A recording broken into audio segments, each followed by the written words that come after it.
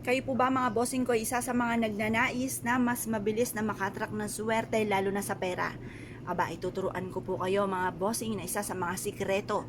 Pero syempre mga bossing, bago nyo po itong gawin, kailangan kayo po ay may positibong pananaw sa buhay. May proseso po ito, hindi lang basta-basta natin gagawin.